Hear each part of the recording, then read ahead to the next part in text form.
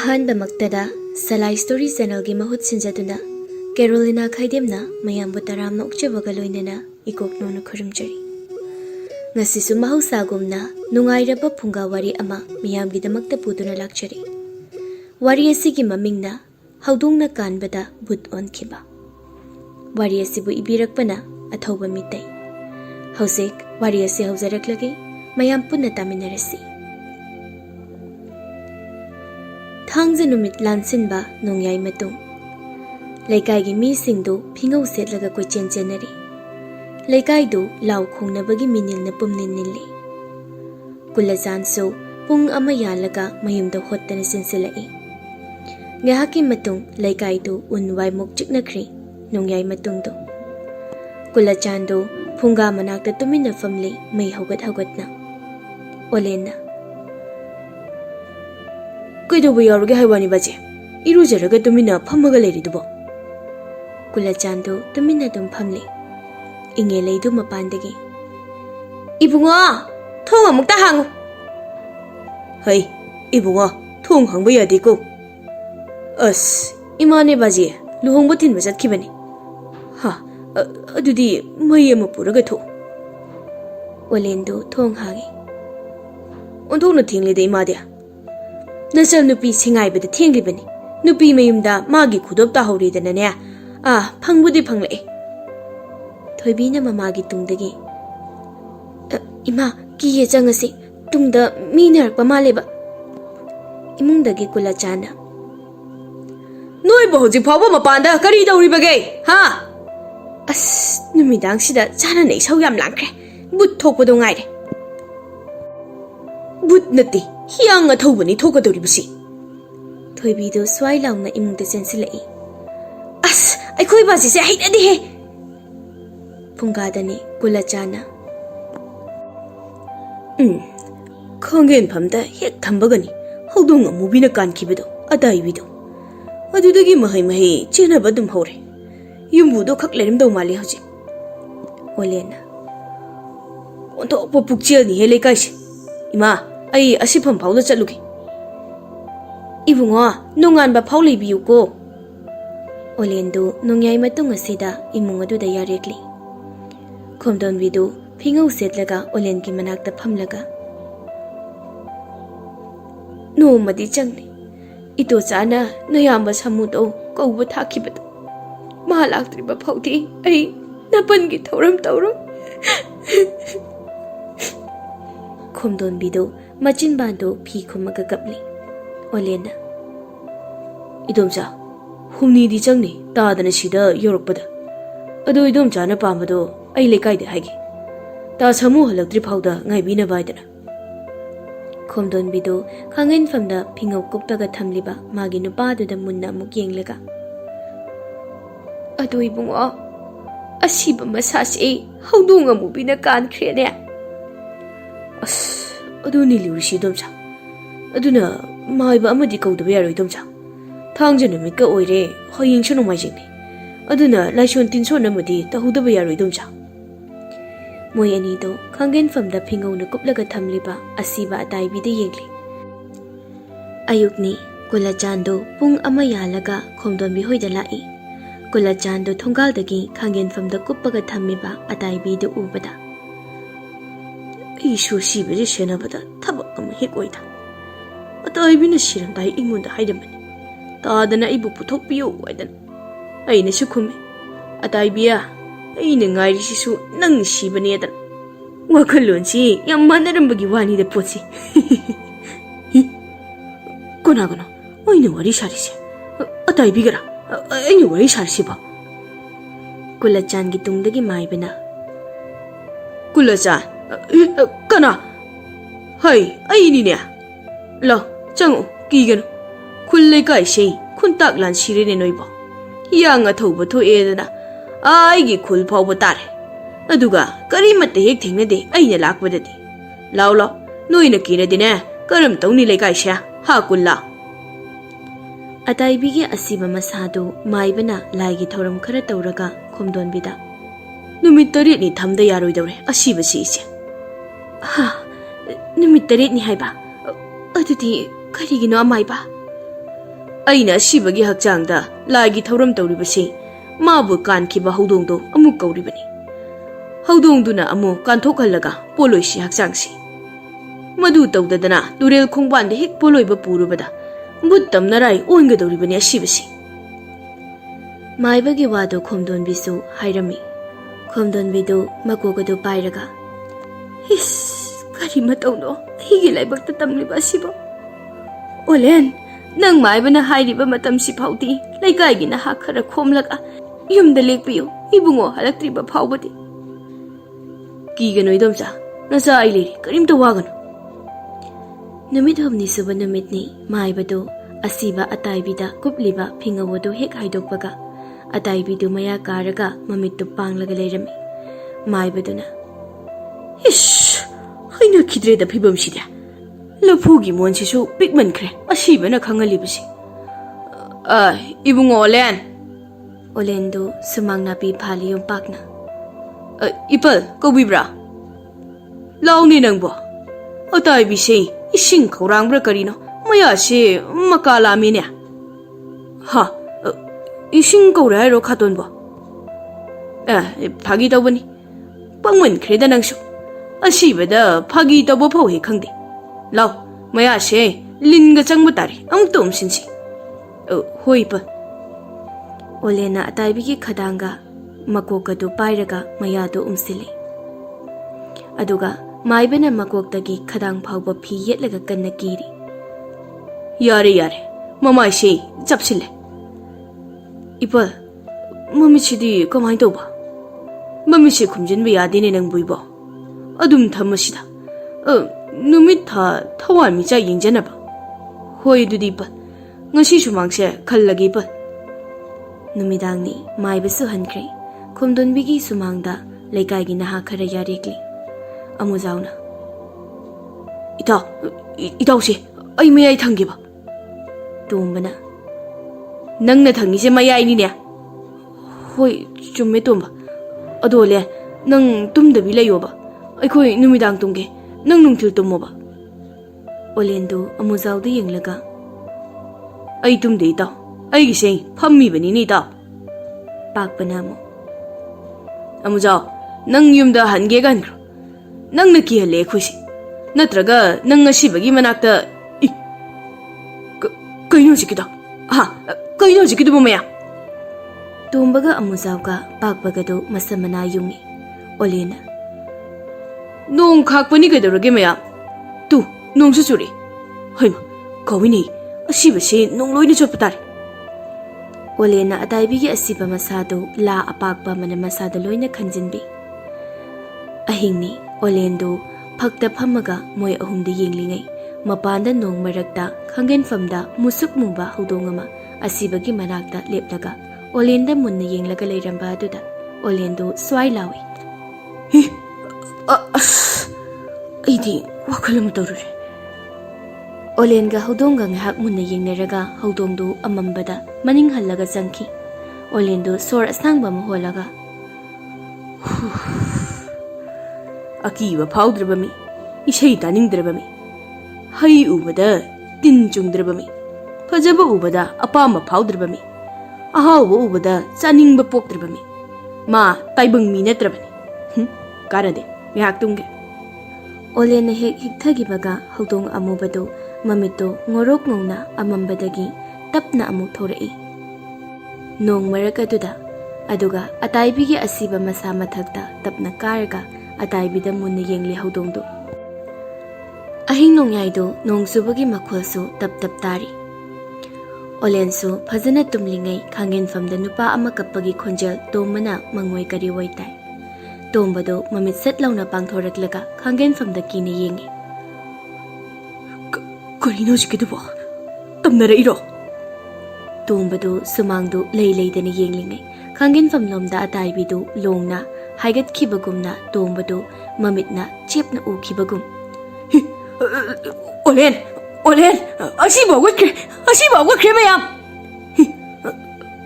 ꯍꯧꯒꯠꯇꯦꯅꯦ ꯁꯤꯗꯤ ꯑꯩꯒꯤ ꯋꯥꯈꯜ ꯑꯣꯏꯔ ꯃꯥꯜꯂꯦ ꯑꯩ ꯅꯥꯀꯣꯡꯁꯦ ꯃꯦꯜꯂꯒ ꯇꯨꯝꯕꯅ ꯐꯔꯅꯤ ꯁꯤꯗꯤ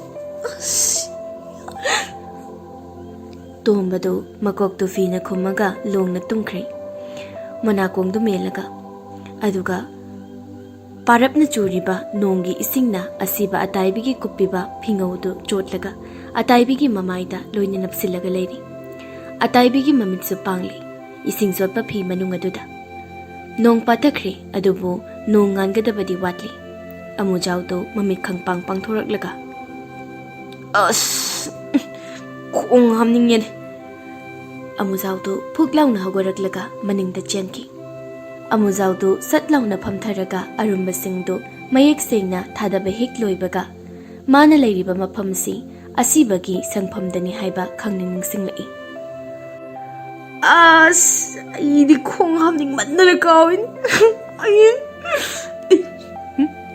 ꯑꯩ ꯍꯧꯒꯠꯄ ꯀꯤ ꯑꯣꯂꯦꯟ ꯑꯣꯂꯦꯟ ꯅꯣꯏ ꯀꯅꯥꯅꯣꯝꯇ ꯈꯣꯡ ꯍꯥꯝꯕ ꯂꯥꯛꯎꯕ ꯑꯩ ꯁꯤꯗ ꯂꯩꯌꯦ ꯑꯃꯥꯡ ꯁꯪꯗ ꯑꯃꯨꯖꯥꯎꯗꯨ ꯁꯨꯠ ꯁꯨꯠ ꯀꯞꯄꯒ ꯑꯃꯥꯡꯁꯪꯗ ꯐꯝꯂꯤꯉꯩ ꯃꯄꯥꯟꯗ ꯐꯤꯉꯧ ꯁꯦꯠꯄ ꯃꯤ ꯑꯃ ꯇꯞꯅ ꯐꯝꯊꯈꯤꯕꯒꯨꯝꯅ ꯑꯃꯨꯖꯥꯎꯅ ꯎꯏ ꯑꯃꯨꯖꯥꯎꯅ ꯑꯁ ꯑꯩꯗꯤ ꯏꯁꯤꯡꯁꯨ ꯄꯨꯔꯛꯇ꯭ꯔꯦꯅꯦ ꯑꯣ ꯐꯤꯅ ꯈꯜꯂꯤꯕ ꯑꯃꯥꯡꯁꯪꯒꯤ ꯆꯪꯐꯝꯒꯤ ꯈꯔ ꯑꯍꯣꯕꯗꯒꯤ ꯃꯄꯥꯟꯗꯒꯤ ꯐꯤꯉꯧ ꯁꯦꯠꯄ ꯑꯗꯨꯅ ꯑꯩ ꯃꯄꯥꯟꯗ ꯂꯩꯌꯦ ꯏꯁꯤꯡ ꯄꯨꯔꯛꯎꯔꯥ ꯑꯃꯨꯖꯥꯎꯗꯨ ꯃꯄꯥꯟꯗ ꯐꯝꯊꯈꯤꯕ ꯐꯤꯉꯧ ꯁꯦꯠꯄ ꯑꯗꯨ ꯐꯤ ꯑꯍꯣꯕꯗꯒꯤ ꯃꯨꯟꯅ ꯌꯦꯡꯉꯒ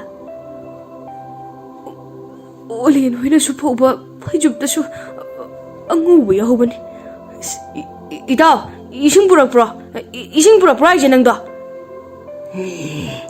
ꯏꯁꯤꯡ ꯄꯨꯔꯛꯑꯦ ꯏꯇꯥꯎ ꯀꯩ ꯈꯨꯈꯨꯝꯅ ꯏꯇꯥꯎ ꯅꯪꯒꯤꯗꯨꯕꯣ ꯏꯇꯥꯎ ꯑꯣꯂꯦꯟ ꯅꯠꯇꯦ ꯑꯗꯨꯗꯤ ꯇꯣꯝꯕꯔꯣ ꯅꯠꯇꯦ ꯑꯗꯨꯗꯤ ꯄꯥꯛꯄꯔꯣ ꯅꯠꯇꯦ ꯑꯗꯨꯗꯤ ꯅꯪ ꯀꯅꯥꯅꯣ ꯍꯥ ꯅꯪ ꯀꯅꯥꯅꯣꯕ ꯑꯇꯥꯏꯕꯤꯅꯦ ꯀꯔꯤ ꯑꯇꯥꯏꯕꯤ야 ꯍꯣꯏ ꯃꯥ ꯑꯩ ꯂꯣꯏꯔꯦꯗꯅ ꯑꯣ ꯑꯣꯂꯦꯟꯒ ꯇꯣꯝꯕꯒ ꯄꯥꯛꯄꯒꯗꯨ ꯍꯣꯠꯇꯅ ꯆꯦꯟꯁꯤꯜꯂꯛꯏ ꯃꯩꯔꯥ ꯑꯃ ꯄꯥꯏꯔꯒ ꯍꯧꯖꯤꯛ ꯃꯉꯣꯟꯗ ꯈꯣꯝꯗꯣꯟꯕꯤꯅ ꯑꯃꯨꯖꯥꯎꯗꯨ ꯃꯩ ꯑꯣꯠꯊꯣꯛꯄꯤꯔꯤ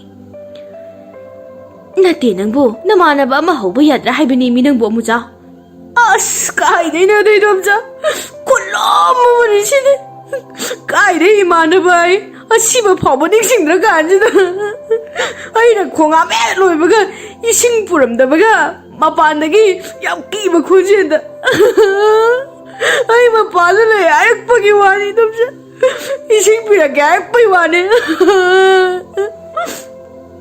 또머나 아이쇼 강인 밤다 가던지 어고 기범한 바 우기가 사이dom자. 빠꾸나 아스 딸리노 이제 오이바 허잉데 미카리 헤나 릭나 바이지. 올레나 밑나 나공나 우바 따방 학더니며 이사다 속력버디 나때드나 많아.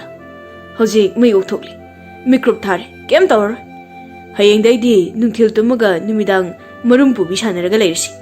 콩코다 함닝락라수 누미당 짝해 짜버가 sekna 함독너러 머름디 아힝더니 따옥도이 매암지.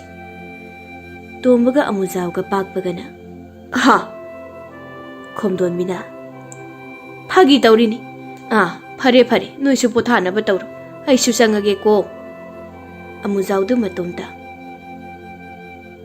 마방근디 깔리 어서이기도 피가 징터버는 호대네. 아육니 마이바도 라이 마이바도 통갈다 아이부 이시에 꺾이브라 이저 꺾이브라 까리 아시부기 누피도 마이바도 굽빠가 레이리바 아시바두데 옌라가 우수한 이빠도 불락들부잖아. 수마이는 좀 덤버디 아파보 오이로이. 마이바도 굿 택라가 시기 아니 와리 텅지는 미친. 마이바도 상라이 올렌도 콤돈비가 팜리 이돔자 이번 마이블라이 올렌 아뜨이시디 뚱리브라 야홍은바 학장 사절 떠봐 학장 퍼버 미디 아끼바 레이따바니 마사 퍼버니나 와클로싱 마사 퍼버니나 톡 마빵글 끈바니다 아도 모여 홍기 야우시디 붓 땀나라이 얌나 팅나키니 야로이. 아무자우도 로나 tumlambadagi mamaida kuppiba phaisupto satlauna haidoklaga Ipal, aidi ahing dei tumjadi. Eh, thora bigi macha. Khomdon bido thongal de yenglaga dum phamli. Mai bana. Ichibo subaina sum thamki si hairi ni sia. Ibungo mai bana di lakli ba thangje do mit phawba thamki sin lana haibadai ne. Khangdi ne su tawrisi. Houdongna mu kanthok handrabadi yaroi tawbani ni. Adusu thangje numita. Amujau tu hagotlaga khangen famda thamiba asiba du de yenglaga Olen gi manakta famlaga. Poloi thosi dei domja. Khomdon bina. Ibungo su lakte. Ibungo kauba chatkiba ito sa su halakte. Ibungo do atopa mafamda thabak su pham hongkhraba jana khangte. Olena. Houdongna khaton gi hakchangda soidana amu kalaga handukani hairadi ngari sipal maiba. Khangde aisu ibungo. Ado aina lakpada leikai khugi mi singdi afaba wa amuta ngakna hौद्रे. Macha ni pa halakpa ngaibada asiba sei sumangda khillaga thame thongal phauruga chatpa ngamnadre leikai khulse moina palabra su haina huine. Adugini aina kamai tawsige dana hanglibisi. Haiba tawbaga khul leikai gi mi khara sanglai. Nipa amana. Kari noitaiba asiba se nacha nipa gi manakta thingi thinkro. Misi magna mathong chadabane. Shimaina kanana shiba bosu kuina thamdage. Samudo chahi ma lakradi chahi ma thamdori bro shiba se. Ipal mai bana. Houdonga mubina kan khibagi ni maya. Lagliba thangje phawbudi thamki sime. Aduga kan khiba Houdonga duna amuk hando khalaga poloirabasu poloira sime. Natrabadi khulse awafamda tabasu ya. Nipa amana. Kuire thamise maiba. Bhoot ondre yare. Poloi thokna ba tawrasi. Bhoot ongedi nga no onba yare. Ai khoi su kidre. Yare shida wasi loirisi. Khomdon bido tawfam khangdana kappaga leiri. Tombaga pakpaga su hawatlaga phamlaga mayamna ngakna yengli. Mai bana. Noi aina haibashidadi amukta thajau maya. Khulse awafamda soidana taba tari. Amukta Hauze Kulazando pung yeiraga ataibigi asiba masado turel khongbalomda purakli. Atopa mi kharasu pung jal yeiba thomba tawduna Kulazangi matung illi isai saklaga. Olen pakpa amujau tombasu ku thangli atopani pamaga. Amaibasu ku matungda tuminna inari. Khomdon bido kap kap tuna satli. Tombaga pakpagadi harauri ngasidagi kiraroi haidana. Adubu Olenga maibaga gi maung aduda amujau do ining nungaitaba phawri. Aphoba mahidi phangnoidori kasi moina tawribasi. Turel khongbaldani ipal maibana. Ichia kamai tawni side. Noi lekai gi mise ngangnabasu yadi. Khut yawgi hekta tawri. Ado aidi poloibasi yawjararoige ai chatlagi iche. Khomdon mina. Khangdre aisu ibungo maiba. Ai kari haigadabadu khangde. Pare ibungo maiba chatadaba tawbir. Ibungo Olen dang sing semba hawra. Hoi domja. Sing semba loiri jandawa mari yungba loiri. Lebaki sing sapu koiba loiri. Hozik sing ado Olena mai suramlaga amujauga khomdon biga yumda halakli. Tombaga pakpaga suma yumda hankri. Turen khongbanda moya uhumari lehori. Amujauga Olenga do khomdon bi hoida sanglai. Amujauna. Kem khalura noita. Maibana haibe indabagi mahi muina phangjani. Ita afaba mahi phangboirabadi mui matomta phangge haigani. Adubu phangdoriba mahi sidi afabadi natedana. Inga tha oibanina atiyasu mabuk nungaite. Nongsu haiphet manglaga khongli. Turel khongbaldani moy ahum marido thariba mayeduda yenglaga nipa amana. Imocha koino singsi lenibsiba. Mai chakpagi lengini ta kanadi yudo ai hana chinge. Hawaido napi maraga sida haidoro. Angona. Hai ngai khongta noi. Mai phangdriba ku se lengini noiba. Ingosana. As na baibo noi sidiba. Ai dibuko kai yudo harum. Ai ku se mafam chahangi. Wathi wariya. Angauga mangigadu yudo amamam sat launa thuna langsilaga ingochadagi ni yenglaga hawaidu sairi. Ingosado sing mathakdagi nantharakiba kuwadu mamanglomda inkhatbaga kudagi Houdong amubi ama kuda kupiba phingawadu haidoklaga laktana khonglaga songthokhi. Ingosado khangpre khangi. Kainu sidia? Kudo sing makhadagi throk launa hekto onthaki. Angauga mangigadu phuk hawatli. Angauna. Kaide Houdongna sidia? Ingosado magoktu nantharaga. Kari matongno sidia? Angau mangi la kuse mathakta amukta thanggachi.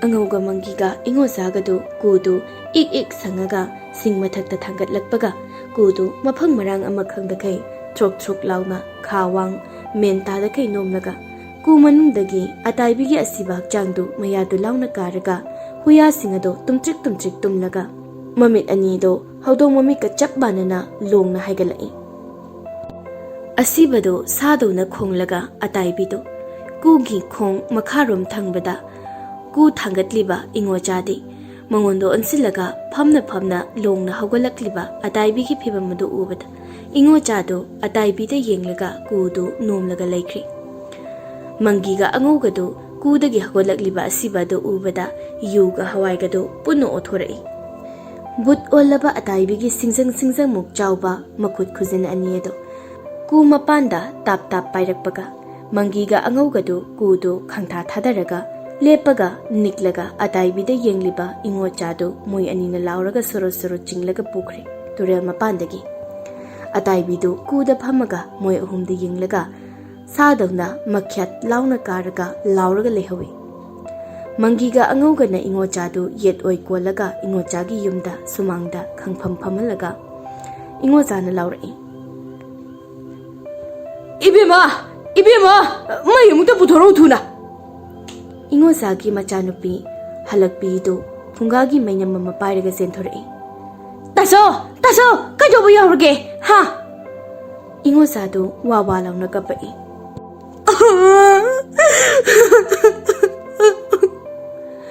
Angauna numida mapan thokanu ko noi ingocha thune iru mai thajaraga imungda leiruro itaw mangi yumda la silau thuna hoita thuna chachi ngai khoita legai ta na basu lauramsi numida mapan thokpi ga noidana hoita lauramsi Angauga mangigado lambeda chatna Oh numidang mi mata mapan thokpi ga nuko Bhoot thoi hiang athouba thokle kulladu mangondagi Kaidoba ha hiang athouba iba hai mama khomdom di hoida amukta chalu silaune nacha nupido yungge koiba sei makeup thungna na ba chai thoklamu hayu Kulachanga olenga amuzawga khomdon bigado tumin na famli inge leina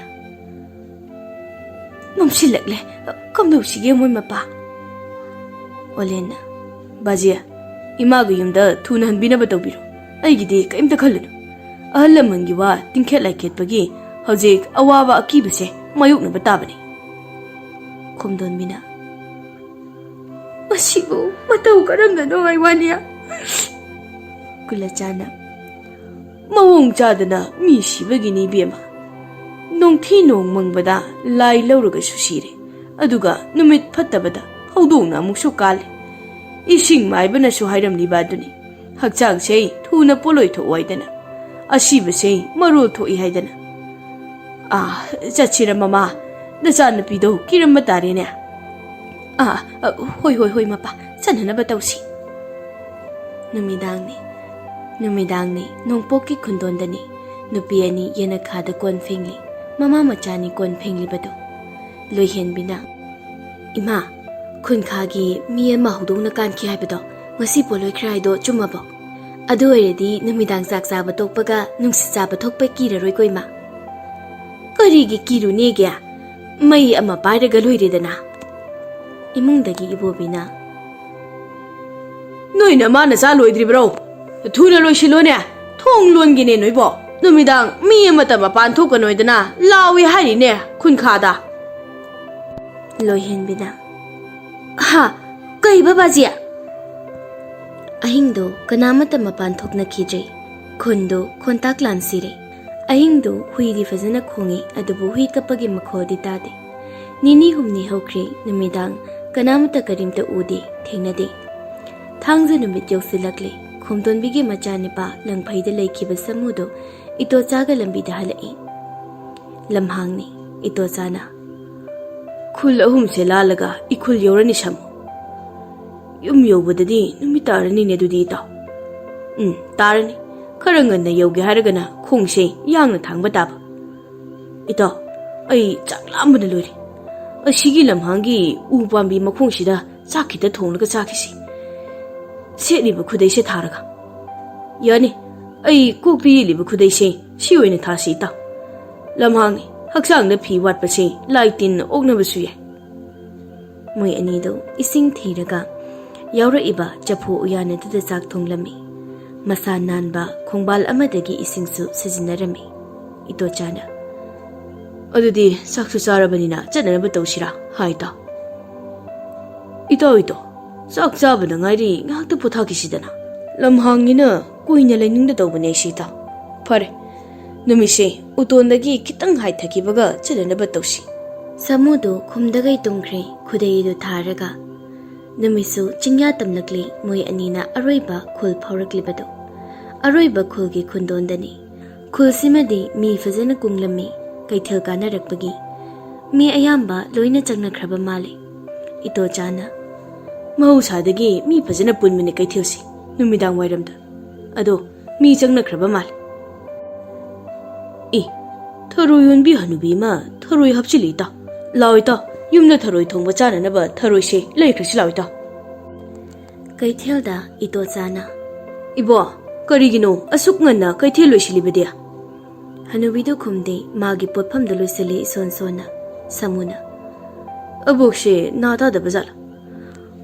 ꯍꯣ ꯏꯕꯣ, ꯊꯔꯣꯏꯗꯣ ꯂꯧꯖꯍꯧꯔꯒꯦ꯫ ꯍꯅꯨꯕꯤꯗꯨ ꯈꯣꯟꯖꯦꯜ ꯏꯅꯤꯛ ꯅꯤꯛꯈꯩ꯫ ꯍꯩ, ꯂꯧꯕꯗꯤ ꯌꯥꯔꯣꯏ, ꯂꯩꯕꯗꯤ ꯌꯥꯅꯤ꯫ ꯏꯇꯣꯆꯥꯅ ꯑꯁ, ꯍꯣꯏ, ꯂꯩꯒꯦ ꯍꯥꯏꯕꯅꯦ ꯑꯕꯣꯛ꯫ ꯌꯥꯝ ꯊꯨꯅ ꯂꯩꯔꯣ, ꯅꯨꯃꯤꯠ ꯇꯥꯗ꯭ꯔꯤꯉꯩꯗ ꯌꯨꯝ ꯌꯧꯒꯗꯧꯕꯅꯤ ꯑꯩ꯫ ꯀꯔꯤꯒꯤꯅꯣ ꯏꯕꯣ? ꯀꯤꯔꯗꯤ ꯑꯩꯈꯣꯏ ꯊꯤꯟꯖꯔꯝꯒꯦ꯫ ꯊꯤꯜꯂꯁꯨ ꯌꯥꯏ, ꯀꯩꯁꯨ ꯀꯥꯏꯗꯦ꯫ ꯑꯩ ꯊꯪꯅꯕ ꯈꯨꯜꯁꯤꯗꯩꯅꯤ꯫ ꯈꯨꯜꯁꯦ ꯍꯤꯌꯥꯡ ꯑꯊꯧꯕ ꯊꯣꯛꯑꯦ ꯍꯥꯏꯅꯔꯤꯅꯦ ꯍꯧꯖꯤꯛ꯫ ꯅꯍꯥꯟ ꯃꯤ ꯑꯃ ꯄꯣꯠꯂꯣꯏꯕꯗ ꯃꯩ ꯆꯥꯛꯂꯒ ꯀꯨꯗꯒꯤ ꯂꯦꯞꯈꯠꯂꯛꯑꯦ ꯍꯥꯏ, ꯑꯗꯨꯒ ꯃꯊꯛꯇ ꯁꯦꯛꯄꯤ ꯃꯁꯥꯗꯧꯅ ꯀꯣꯏꯄꯥꯏ ꯄꯥꯏꯔꯒ ꯂꯩ ꯍꯥꯏ꯫ ꯁꯥꯃꯨꯅ ꯍꯥ, ꯍꯤꯌꯥꯡ ꯑꯊꯧꯕ? ꯑꯗꯨꯒ ꯍꯤꯌꯥꯡ ꯑꯊꯧꯕꯅ ꯁꯦꯛꯄꯤꯒꯤ ꯃꯁꯥ ꯄꯥꯜꯂꯦ ꯍꯥꯏꯕ? ꯑꯕꯣꯛꯀꯤ ꯍꯤꯌꯥꯡ ꯑꯊꯧꯕꯗꯣ ꯊꯥꯏꯅꯒꯤ ꯍꯤꯌꯥꯡ ꯑꯊꯧꯕꯒꯤ ꯃꯆꯥ ꯃꯁꯨ ꯑꯣꯏꯔꯝꯕꯁꯨ ꯌꯥꯏ꯫ ꯍꯨꯏꯒꯤꯁꯤꯕꯨ ꯋꯥꯔꯤ ꯂꯤꯕꯗ ꯃꯆꯨ ꯍꯦꯟꯖꯤꯜꯂ ꯖꯥꯠꯂꯥ? ꯁꯥꯕꯤꯔꯩꯅꯗꯤ ꯁꯦꯛꯄꯤ ꯃꯥꯜꯂꯦ ꯈꯛ ꯍꯥꯏꯕꯅꯤ, ꯄꯥꯏꯕ ꯉꯝꯃꯦꯗꯤ ꯍꯥꯏꯗꯦ꯫ ꯑꯗ ꯑꯩꯅ ꯄꯥꯏꯕ ꯉꯝꯃꯦꯗꯅ ꯈꯔ ꯃꯆꯨ ꯊꯥꯛꯆꯤꯟꯕꯅꯤ꯫ ꯃꯣꯏ ꯑꯍꯨꯝꯗꯨ ꯂꯝꯕꯤꯗ ꯍꯜꯂꯛꯂꯤ꯫ ꯁꯥꯃꯨꯅ ꯏꯕꯣꯛꯁꯦ ꯑꯩꯈꯣꯏ ꯈꯨꯜꯗꯒꯤ ꯑꯣꯏꯔꯦ꯫ ꯍꯣꯏꯅꯦ ꯅꯣꯏꯕꯣ, ꯈꯔ ꯊꯨꯅ ꯆꯠꯁꯤ, ꯊꯥꯡꯖ ꯅꯨꯃꯤꯠꯇ ꯁꯤꯕꯅꯤ ꯃꯤꯗꯣ꯫ ꯏꯇꯣꯆꯥꯗꯨ ꯁ꯭ꯋꯥꯏ ꯂꯥꯎꯅ ꯍꯥ, ꯊꯥꯡꯖ ꯅꯨꯃꯤꯠꯇ ꯁꯤꯕ ꯍꯥꯏꯕ? ꯁꯥꯃꯨꯗꯨ ꯏꯇꯣꯆꯥꯗ ꯌꯦꯡꯉꯒ ꯊꯥꯡꯖ ꯅꯨꯃꯤꯠꯇ ꯁꯤꯕ? ꯑꯗꯨꯒ ꯑꯁꯤꯕꯗꯣ ꯈꯥꯡꯒꯦꯟꯐꯝꯗ ꯊꯝꯂꯤꯉꯩ, ꯃꯆꯥꯅꯤꯄꯥ ꯍꯜꯂꯛꯄꯒ ꯄꯣꯠꯂꯣꯏꯕ ꯉꯥꯏꯔꯤꯉꯩ ꯍꯧꯗꯣꯡ ꯑꯃꯨꯕꯤꯅ ꯀꯥꯟꯈꯤꯕꯅꯤ ꯍꯥꯏ ꯑꯁꯤꯕꯗꯣ ꯅꯨꯃꯤꯠ ꯃꯁꯤꯡ ꯌꯥꯝꯁꯤꯜꯂꯛꯄꯒ, ꯇꯝꯅꯕ ꯈꯣꯠꯄ ꯇꯧꯔꯛꯄꯒ, ꯂꯩꯀꯥꯏꯒꯤ ꯃꯤꯁꯤꯡꯅ ꯑꯃꯥꯏꯕꯅ ꯄꯤꯕ ꯃꯇꯝꯗꯣ ꯌꯧꯗ꯭ꯔꯤꯉꯩ ꯇꯨꯔꯦꯟ ꯈꯣꯡꯕꯥꯟꯗ ꯄꯨꯔꯒ ꯄꯣꯠꯂꯣꯏꯒꯦ ꯇꯧꯕꯗ ꯑꯁꯤꯕꯗꯣ ꯍꯤꯌꯥꯡ ꯑꯊꯧꯕ ꯑꯣꯜꯂꯛꯄꯅꯤ ꯍꯥꯏꯅ ꯑꯩꯅ ꯇꯥꯏ꯫ ꯑꯩꯒꯤꯁꯤꯕꯨ ꯋꯥꯔꯤꯁꯦ ꯍꯦꯟꯖꯤꯟꯕꯗꯤ ꯅꯠꯇꯦꯀꯣ? ꯏꯇꯣꯆꯥꯅ ꯃꯥꯏꯕ ꯍꯥꯏꯕꯗꯤꯕꯣ, ꯍꯧꯗꯣꯡ ꯀꯥꯟꯈꯤꯕꯗꯣ ꯊꯥꯡꯖ ꯅꯨꯃꯤꯠꯅꯤꯗꯅ, ꯑꯗꯨꯒꯤ ꯐꯠꯇꯦꯗꯅ ꯂꯥꯏ ꯇꯤꯟ ꯈꯨꯔꯨꯝꯂꯒ ꯍꯧꯗꯣꯡꯗꯣ ꯀꯧꯔꯒ ꯊꯥꯡꯖ ꯅꯨꯃꯤꯠ ꯐꯥꯎꯕꯗ ꯑꯁꯤꯕꯗꯣ ꯊꯝꯂꯒ, ꯑꯁꯤꯕ ꯀꯥꯟꯈꯤꯕ ꯍꯧꯗꯣꯡꯗꯣ ꯍꯜꯂꯛꯍꯜꯂꯒ, ꯍꯧꯗꯣꯡ ꯑꯗꯨꯅ ꯑꯁꯤꯕꯗꯣ ꯑꯃꯨꯛ ꯀꯥꯟꯊꯣꯛꯍꯜꯂꯒ hiyang athouba onkhidoba sibado hiyang athouba ondanaba maibana lai tin khuramdana tawjarido leikaina numit sudringai asibado poloi thoklubagi asibado hiyang athouba onbani adana haine aduga ngasi se thangja numitni dana Hanubigi wari do tabada idoza su swai lawi samudo masam yongi samuga idoza ga do wangangdi khunjin yausilakle hanubiduna aidi yaure na khoyani de kadai phauno samuna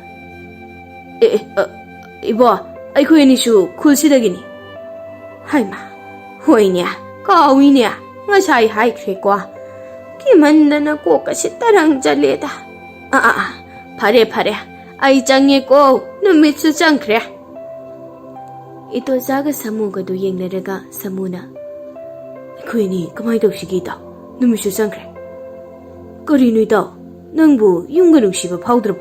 Yum yungnanaba chatpaga ngamlaroi hairiro nangise. Samudo tuminna lepli. Itosado samuda yengamlaga chatpa hobaga samudo itosagi matungda.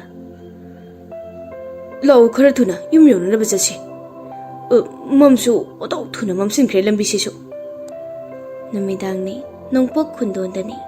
Lambida ahalama ani thongalda changnakhiba ui. Lokhuraga samuna mamani na lambi se apatudre sahi ahum mari khun thadulubagi ita idosa da khumde mamangda dum chatli samudo idosa gi mamangda sengkhatli khaw do pairaga adubu samudo idosa do gam launa chatli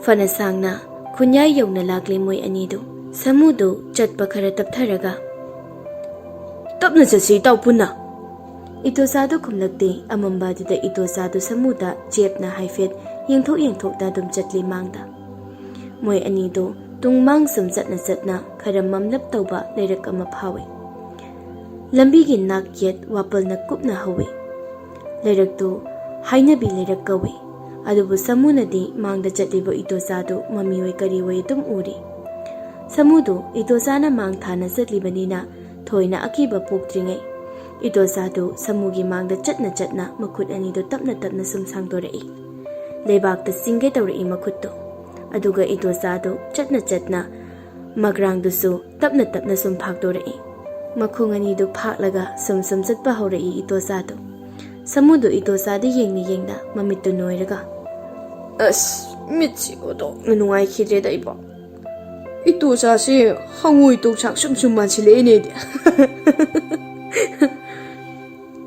adubu itosado makrang do lebakta phadak ta khai segai khai phamtharaga mamai makok to samuda podrok launa makhol thokna leithorei itosado mamittu khutrik khuna musukmoi masamdo pungken lami samna khara haurame lamuk sangna samado huya yathak yakha singado tumtrik tummi itosado aduga itosagi khayada dadi yenghaidana segairaga yatli itosagi masak machu phibam sokli yamna akiba sakam oiramle samuna ubada itosado makrang segaiba makai samudo onthuklaga yenglaga leiri noklaga samudo pairiba khawado makhada duplauna thade itosado makhada takiba khawado da nokna yenglaga samuda noklaga amuk yengkhalai samudo sut kappaga tunghali ita natro nangbo ha itosa do samuda masado yam thuna satlauna onthorei aduga sangdong sangwa makhutu samuda lamlaga phamna sinsilei itosa do samudo tunghalaga hotana lauraga seli itosa do satlauna haugatlaga samudo lamdana tanarei samu ngasisi thangji numitni yumna changba phatiye ima aibu mutakanbiyo ima samu ngasi numit phatiye yumna changbu yaroye samu ha kanana aido kanamta aibu mutakanbiyo ima aibu mutakanbiyo ima somda itosado magi yumda saksari jat ki mi aigi mang thana ꯊꯨꯅ ꯆꯠꯈꯤꯕꯅꯤ ꯁꯥꯃꯨꯗꯣ ꯃꯌꯥꯏ ꯂꯩꯀꯥꯏꯒꯤ ꯍꯩꯅꯕꯤ ꯂꯩꯔꯛꯇ ꯌꯧꯕꯒ ꯂꯩꯔꯝꯗ꯭ꯔꯦꯅꯦ ꯁꯥꯃꯨꯗꯨꯕꯣ ꯃꯌꯨꯝ ꯌꯧꯅꯅꯕ ꯆꯦꯟꯈ꯭ꯔ ꯃꯥꯜꯂꯦ ꯁꯥꯃꯨꯗꯣ ꯑꯩꯕꯨ ꯑꯉꯥꯡꯗꯧꯅ ꯃꯥꯕꯨ ꯑꯃꯨꯛ ꯇꯥꯟꯅꯔꯒ ꯃꯌꯨꯝꯗ ꯆꯪꯂꯨꯈꯤꯗ꯭ꯔꯦꯕ ꯋꯥꯔꯤꯈꯩ ꯀꯧꯕꯤꯔꯨꯔꯒ ꯍꯜꯂꯛꯃꯤꯟꯅꯔꯒ ꯑꯉꯥꯡ ꯃꯆꯥ ꯇꯥꯕ ꯊꯕꯛ ꯏꯗꯣꯆꯥꯒꯤ ꯅꯨꯄꯤꯅ ꯉꯥꯏꯈꯣ ꯅꯨꯄꯥ ꯑꯔꯥꯞꯄꯗ ꯃꯤ ꯑꯃ ꯂꯥꯎꯕꯒꯤ ꯃꯈꯣꯜ ꯇꯥꯗ꯭ꯔꯣ ꯅꯪꯕꯣ ꯅꯨꯃꯤꯗꯥꯡꯅꯤ ꯑꯀꯤꯕ ꯈꯣꯟꯖꯦꯜ ꯌꯥꯝ ꯇꯥꯔꯛꯈꯤꯅꯤ ꯅꯨꯄꯤ ꯑꯁꯤꯕꯗꯣ ꯍꯧꯗꯣꯡ ꯀꯥꯟꯈꯤ ꯍꯥꯏꯕ ꯅꯠꯇ꯭ꯔꯣ ꯑꯃꯥꯏꯕꯅ ꯍꯥꯏꯕ ꯋꯥ ꯂꯧꯗꯦ ꯍꯥꯏꯕ ꯅꯠꯇ꯭ꯔꯣ ꯌꯥꯝꯅ ꯇꯤꯡꯈꯦꯠ ꯂꯥꯏꯈꯦꯠꯄ ꯈꯨꯜ ꯂꯩꯀꯥꯏꯅꯤ ꯃꯄꯥꯗꯨꯁꯨ ꯌꯥꯝꯅ ꯇꯤꯡꯈꯦꯠ ꯂꯥꯏꯈꯦꯠꯄꯅꯤ ꯅꯨꯃꯤꯠ ꯆꯞ ꯌꯨꯡꯕꯗ ꯏꯁꯤꯡ ꯀꯨꯝꯂꯨꯕꯩꯅꯤ ꯂꯥꯏꯅ ꯂꯧꯗꯨꯅ ꯁꯤꯔꯤꯕꯗꯣ ꯑꯩ ꯃꯄꯥꯟ ꯁꯨꯡꯊꯣꯛ ꯍꯦꯛ ꯊꯣꯛꯑꯣꯏ ꯐꯅ ꯂꯥꯎ ꯈꯣꯡꯒꯦꯔꯥ ꯀꯞꯀꯦꯔꯥ ꯑꯩꯗꯤ ꯁꯨꯡꯊꯣꯛ ꯍꯦꯛ ꯊꯣꯛꯑꯣꯏ ꯍꯥꯏꯔꯤꯕꯁꯤꯅꯤ ꯁꯤꯔꯁꯤ ꯆꯪꯉ ꯆꯪ ꯃꯥꯒꯤ ꯃꯍꯩꯅꯤ ꯏꯗꯣꯆꯥꯗꯨ ꯆꯥꯛ ꯆꯥꯊꯣꯛꯂꯒ ꯃꯅꯥꯀꯣꯡ ꯃꯦꯟꯁꯤꯜꯂꯒ ꯐꯩꯖꯨꯞ ꯆꯤꯡꯈꯠꯂꯒ ꯇꯨꯝꯈ꯭ꯔꯦ ꯑꯗꯨꯕꯨ ꯉꯁꯤꯒꯤ ꯊꯥꯡꯖꯒꯤ ꯑꯍꯤꯡꯗꯨ ꯍꯩꯅꯕꯤ ꯂꯩꯔꯛ ꯑꯗꯨꯗ ꯃꯤ ꯑꯃ ꯌꯥꯝꯅ ꯑꯋꯥꯕ ꯇꯥꯕꯒꯤ ꯁꯤꯊ ꯀꯞꯄꯒꯤ ꯈꯣꯟꯖꯦꯜꯅ ꯃꯥꯏꯀꯩ ꯄꯨꯝꯕꯗ ꯇꯥꯔꯝꯃꯤ ꯑꯣꯂꯦꯟꯗꯨ ꯃꯄꯥ ꯀꯨꯜꯂꯒ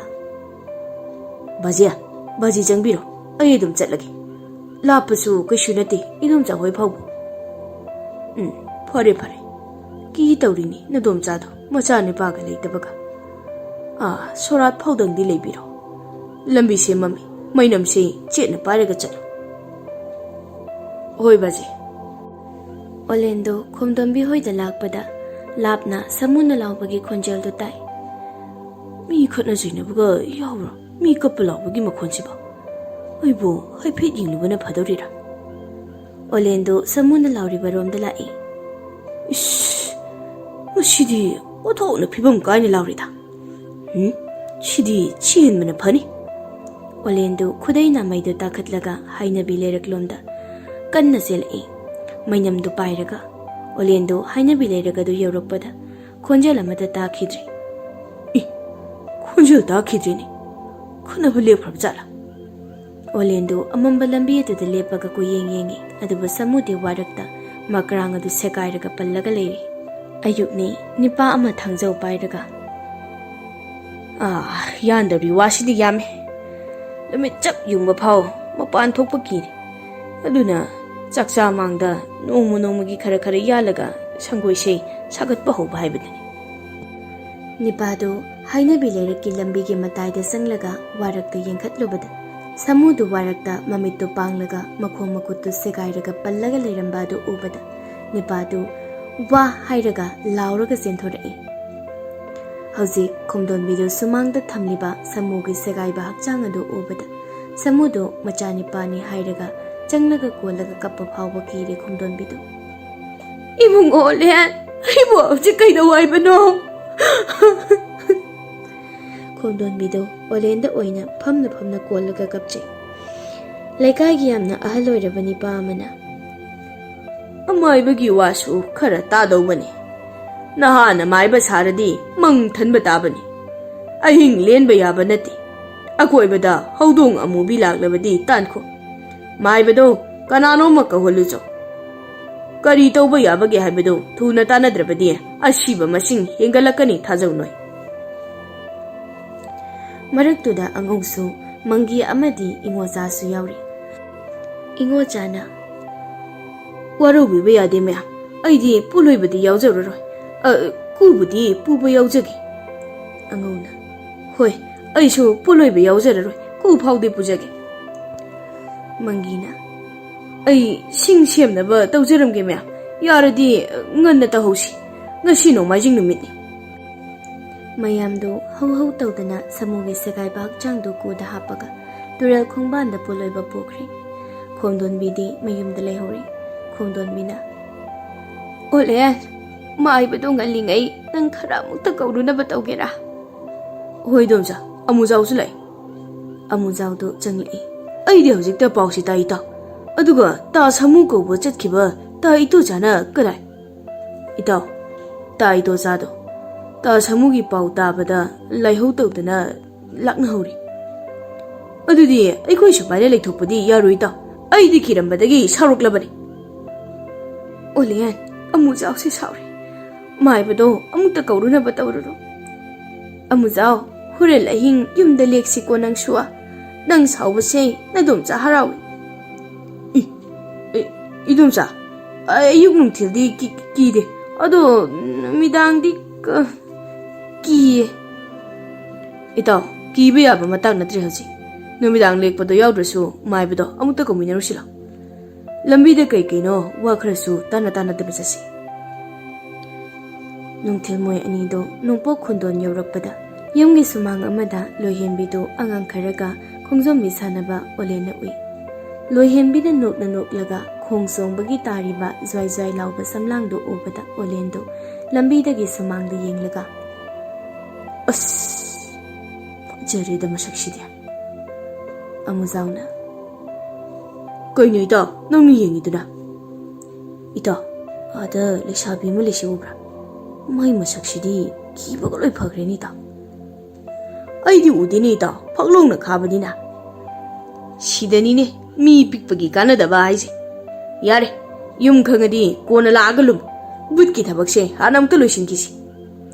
Amuzauna olendo chingaga pui. Olenga amuzawgado maibagi mangonda phamlaga olena. Kamai dawni shidi ta. Ipol maibadu hoji phawba halaktri. Ita thengi hanana batawrasi. Thengi halanu chak chabirage lekhra harak tawsinate halasi. Imabo. Tabro imabo. Maibagi nupidu thorai. Noi ipando ipan thaba ma chatkhibani. Adugi ngalakpa yayendana ngaihenbani ne aibu noibo. Imabo ipanda haibiyo hayeng ngana lakpinaba. Natraga noi ania aigida laikrodana. Hauba hautaba kainoma thonglaga chaminarasiya. Olendo amuzawda saurapna yenglaga imabokta. Imabo amaje yam lawbani kona laklaga charage. Butto hadaga charage. Ahing tadringai sida chalhaurugi imaboi khoi. Sida laithodi asomda idomchadi matomtani ni yararoiba. Mamli baduda moy anido halakle. Amuzawna. Khunsu thangnei adum lek thokpa yabadubu itaw nangsimaba. Ita idomcha khumdongi kana leidrabani. Macha mawa amatta leidrabani. La numisu changkre khongkana thangsi. Somda khumdon mido mangolda. Aibo mi amatala adi pharanida. Imungdagi nipa amagi tabada yamna hainadaba khonjel amada yam thuna. Mi leye. Khomdon mido khangpre khangi. Hai kanano ha. Imungda mi amayam kanna seli. Khomdon mido sumangda khangchen chen thai. Karido hojikida. Ibungo olendubu halaktriba jala. Olen kaurakano. Oi ma nangbu kanano ha nang kanano karido ai imungda leiriba sibo. Thonang manungda lepisi karino. Thonang manungdagi mamit chongthokpa makai lauba nipa ama mamli badudagi khomdon bida yenglaga tapna noklai. Khomdon bido hoi ma ho kana leige ai gi yum tamnare kana leige amukta lakbiyo. Khomdon bidu lauraga thongalomda chenthorakpada thongalomdagi phingau setpa mamai makoktuna leibak tawna tawba nupi ama khomdon bi tamna hotana sinsilai makuttu phallaga khomdon bidu kanna wanthakai lauraga imungda amuk chensilai. Khomdon bidu imungda thonglon silaga leiri. Punsise mafam marang amata khangdana loiradabra. Ibo aijana phawa wotpiraba punsise shibu. Khomdon bidu kanna kapkhalakpaga thongdo angakpa mawng amada nomlai. Khomdon bidu kangkha makhada sensili. Sidi yam helmaliko aso wangna khangdo sharukpudine sikhibana hena phai.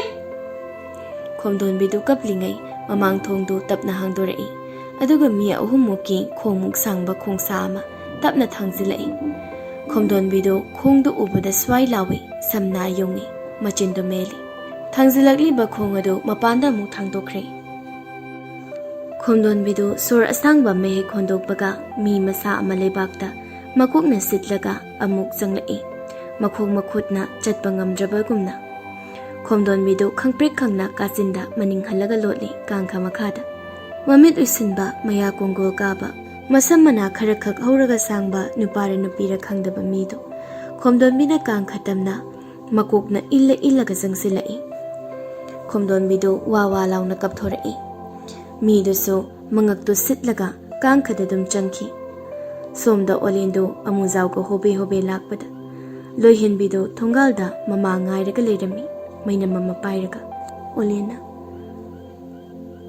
Sibu ngasai thongal da natro ita mani ta nubisu ngasai le sabi macha duni nangdi ngasai udi uhudana repi oi ta bani kaino thongal sida leramadi loire pakhum phaude ado ai pakara sajin sira haita le sabi sida hoida yai buthu e mayumda timbi yai si tawle hoida mana ta sangasi ado ai mang thaki Olena mang tharaga changi Olena Ichal thinga kansida kana ngari no Loihenbina kana no noina matam phatra kansida khara thuna satpikro natradi mainam sina na yaduda namlakani Amuzaudo haipet handolaga ida yumda thuna chalasiro shidi buttagi hena sathiri ai chele ida Olendo noklaga ita Houdongna movie do kawarbo Amuzaudo amu sensilai As talli taw nangji Lohenbidu sauna olendi yenglaga Noibu kana no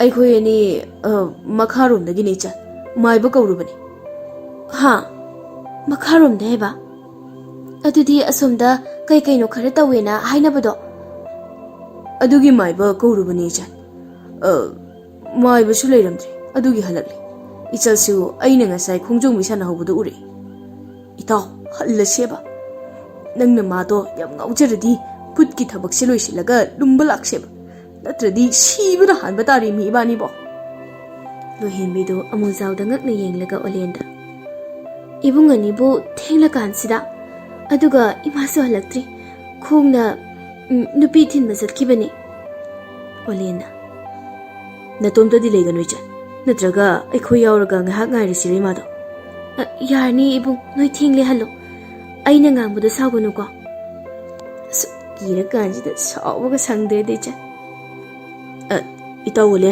le shabishi shawu yam thuna phaini loihenbido nokningla male haifet nokli awanglomda yenglaga lapna ahal nupi ani lai moi ani duso kharakirapna hobe changlai Mainam amamam pairaga ahalamaduna Aidi lerakta haijille ko tamubiya Hoi iche tamubido janglai kana no ibema moi ani sidia matam phatra kansida Olena lohenbida Ima sula ami chan akhoi chalage ko Mama machado yengduna lehawi tamubina kana no naha singjidia haibema Amamba sida Ima makharomda asiya na thokpadugi imung male maiba kawrubani hai jangaslaw ima mapana kuina leba nuaite talleba hoi lao jangasi somda numedang olenga amuzawgadu khomdonbido imungda kawraga thiri aduga khomdonbido kangkha makhada masadu musukmuna katheklaga siraga kulli amuzawna Mawagana krajalo maduba khuthi duga As wathinga nganoida Kai choirage yai sida Hojiti mawabu letradi mawa hekta naina daine As taning khirede itaw nangsia Idomcha nangmu kaida lege Kaururanu itaw Idomcha do mawa nairamlani Mawa su letre macha su letre mawa nairamlani mi Ayo su nai khini sidi Ipal mai ba so hala khawde Nati Ipal maibada nai krabazada su khangdi mawadu idom chasi phagi da hangno ita idom cha do amta thisi wa nai krababu kamai thidoino mi to Olendo amuzawgi makhawri do metlaga leibakta namsili aina kar ngangno hariba natro ha nangda khalage ashi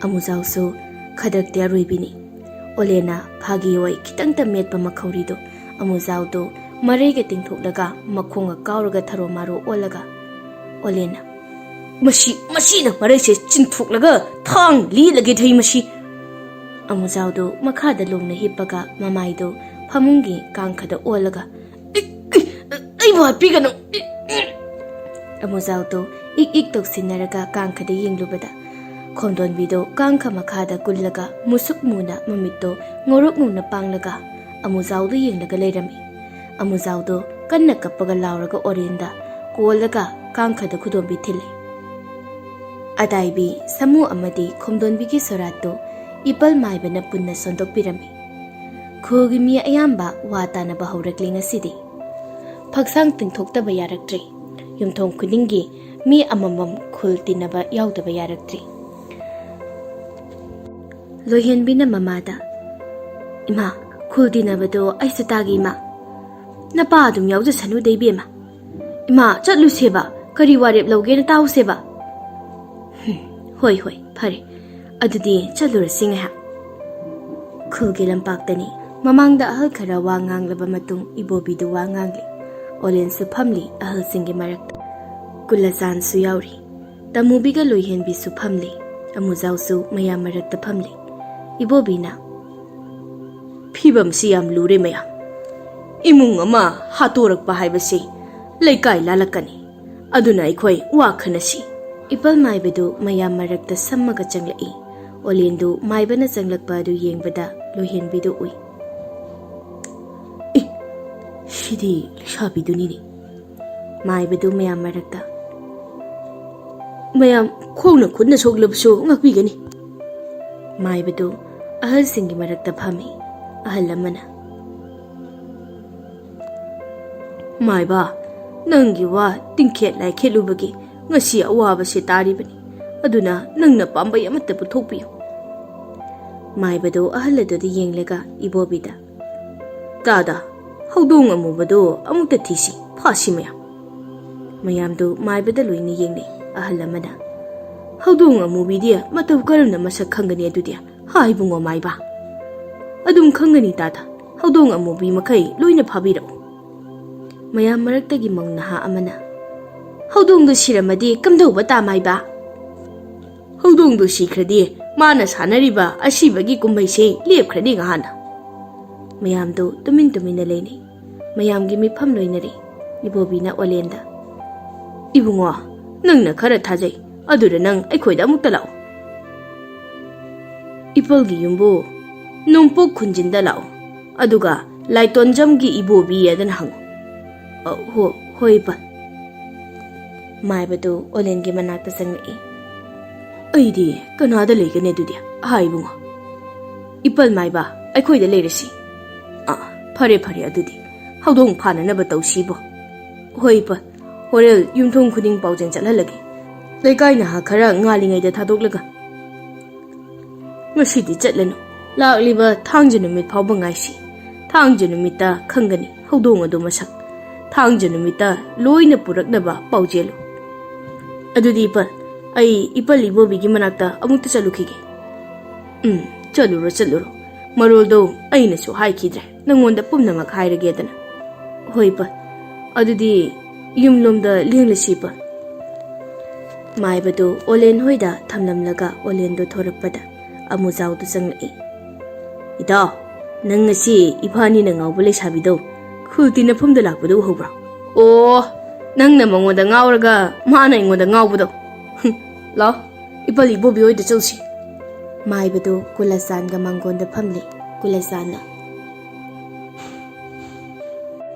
이베마 나빤기 싱쿠자이 아하우 아무것도 부터러우네 너이보 따다 히닥자 보이러브수 야이 에이 까리기 야더냐 이베마 히닥자 푸드수 야우러우 하이 아도 마이바 딱비요 따다 이붕어나 아hal라니도 마사니 빠나 랑파이다 레이크링에 크르크르 잉신비람바니 아두보 레이까이 팠대 이붕어나 아마이바 요럭드링에 레이키드라바 이뭉두기 인콜세 이사누빠나 삼반 가진게 와호도 루바다 레이까이기 깡옛 카르나 깡네 헥다 예락바두다 이조조자바 이사세 ꯀꯪꯈꯤꯕ ꯇꯥꯔꯦꯗꯅ ꯋꯥꯗꯣ ꯃꯈꯥ ꯇꯥꯍꯟꯗ꯭ꯔꯦ ꯑꯩꯅ ꯑꯗꯨꯗꯤ ꯇꯥꯗ ꯀꯪꯌꯦꯠꯇ ꯑꯣꯏꯅ ꯍꯩꯍꯜꯂꯁꯤ ꯃꯥꯅ ꯏꯪꯈꯣꯜꯗ ꯄꯥꯝꯂꯗꯤ ꯃꯗꯨꯃꯛ ꯃꯇꯤꯛ ꯆꯥꯏ ꯑꯃꯥꯏꯕ ꯃꯣꯏ ꯑꯅꯤꯗꯨ ꯅꯣꯛꯃꯤꯟꯅꯩ ꯏꯕꯣꯕꯤꯒꯤ ꯌꯨꯝꯗꯅꯤ ꯂꯣꯏꯍꯦꯟꯕꯤꯗꯨ ꯏꯕꯣꯕꯤꯒ ꯇꯃꯨꯕꯤꯒ ꯃꯥꯡꯒꯣꯜꯗ ꯐꯝꯃꯒ ꯂꯩꯔꯝꯕ ꯑꯗꯨꯗ ꯑꯣꯂꯦꯟꯗꯨ ꯈꯪꯄ꯭ꯔꯦꯛ ꯈꯪꯉꯤ ꯁꯨꯃꯥꯡ ꯃꯇꯣꯟꯗ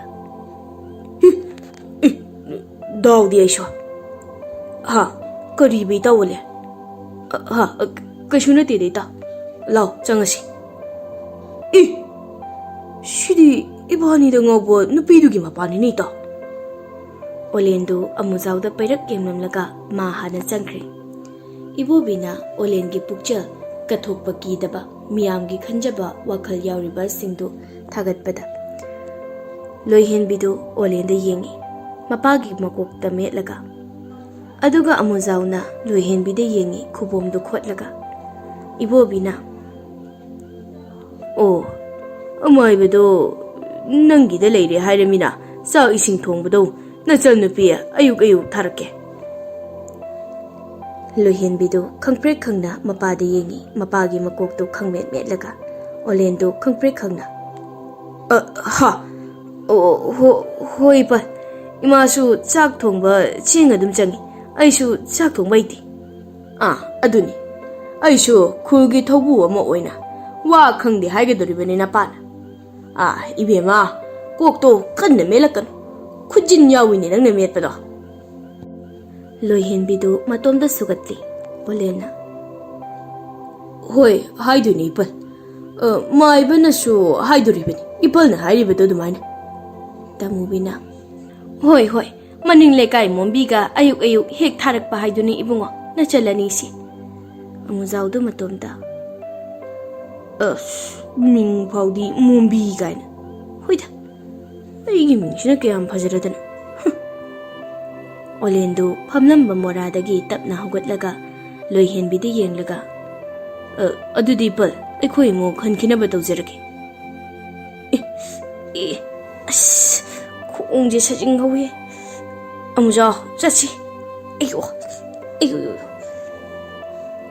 ꯍꯣꯏ ꯍꯣꯏ ꯍꯣꯏ ꯉꯜꯂꯤꯉꯩ ꯃꯥꯏꯕꯒꯤ ꯐꯃꯨꯡ ꯐꯥꯅꯨꯡ ꯑꯋꯥꯠ ꯑꯄꯥ ꯀꯔꯤ ꯀꯔꯤ ꯂꯩꯔꯤꯗꯣ ꯌꯦꯡꯕꯤꯔꯨꯔꯣ ꯂꯣꯏꯍꯦꯟꯕꯤꯅ ꯃꯄꯥꯗ ꯀꯌꯥꯝ ꯂꯥꯞꯀꯦ ꯕꯥꯖꯤꯌꯥ ꯀꯩꯁꯨ ꯂꯥꯞꯄ ꯅꯠꯇꯦꯗ ꯈꯨꯟꯈꯥꯗꯅꯤ ꯐꯔꯦ ꯃꯃꯥ ꯆꯥꯛ ꯏꯁꯤꯡ ꯊꯣꯡꯅꯅꯕ ꯇꯧꯁꯤ ꯀꯥꯟꯅꯗꯦ ꯀꯥꯡꯁꯣꯏꯗ ꯉꯥ ꯑꯌꯥꯏꯕ ꯊꯥꯛꯄꯤ ꯇꯧꯁꯤꯕꯣ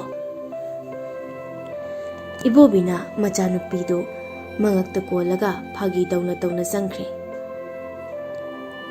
ꯅꯨꯃꯤꯗꯥꯡꯅꯤ ꯂꯩꯀꯥꯏꯒꯤ ꯌꯨꯝꯊꯣꯡꯁꯤꯡ ꯃꯩ ꯃꯆꯥ ꯃꯆꯥ ꯉꯥꯜꯂꯤ ꯀꯨꯂꯆꯥꯟꯒꯤ ꯏꯃꯨꯡꯁꯨ ꯃꯩ ꯉꯥꯜꯂꯤ ꯏꯕꯨꯡꯗ ꯊꯣꯏꯕꯤꯅ ꯇꯥꯆꯧ ꯏꯄꯟꯕꯨ ꯇꯁꯦꯡꯅ ꯃꯕꯨꯛ ꯊꯜꯂꯕ ꯖꯥꯠꯂꯣ ꯏꯄꯜꯅꯗꯤ ꯊꯜꯂꯦ ꯌꯥꯔꯦ ꯍꯥꯏꯔꯒ ꯍꯔꯥꯎꯅ ꯅꯣꯛꯂꯒ ꯊꯣꯛꯈ꯭ꯔꯦ ꯏꯕꯦꯝꯃ ꯀꯨꯂꯆꯥꯅ ꯍꯌꯦꯡꯗꯤ ꯍꯧꯒꯠꯄ ꯌꯥꯈꯤꯔꯣꯏꯅ ꯐꯥꯔꯗꯧꯅꯦ ꯑꯩꯅ ꯏꯪꯉꯦꯂꯩꯅ ꯏꯀꯥꯏ ꯇꯧꯔꯤꯔꯁꯨ ꯈꯪꯗꯦꯗ ꯃꯣꯏ ꯃꯄꯥ ꯆꯥꯛꯁꯤ ꯈꯔꯁꯨ ꯂꯦꯝꯃꯝꯃꯤ ꯏꯟꯁꯥꯡꯗꯤ ꯂꯦꯝꯂꯝꯗꯦ ꯏꯟꯁꯥꯡ ꯍꯥꯞꯄꯀꯦꯁꯨ ꯌꯥꯗꯦ ꯍꯌꯦꯡ ꯀꯅꯥꯅꯣ ꯂꯥꯛꯅꯤꯕꯨ ꯇꯥꯆꯧ ꯆꯥꯛ ꯊꯣꯡꯕ ꯃꯤꯅꯤ ꯏꯕꯦꯝꯃ ꯐꯔꯦꯅꯦ ꯑꯗꯨꯗꯤ ꯃꯇꯝ ꯈꯔ ꯑꯩ ꯆꯥꯛ ꯊꯣꯡꯉꯔꯣꯏ ꯃꯥꯏꯕꯗꯨ ꯈꯨꯖꯥꯏ ꯑꯃ ꯄꯥꯏꯔꯒ ꯁꯨꯃꯥꯡꯗ ꯆꯤꯟ ꯇꯦꯡꯂꯒ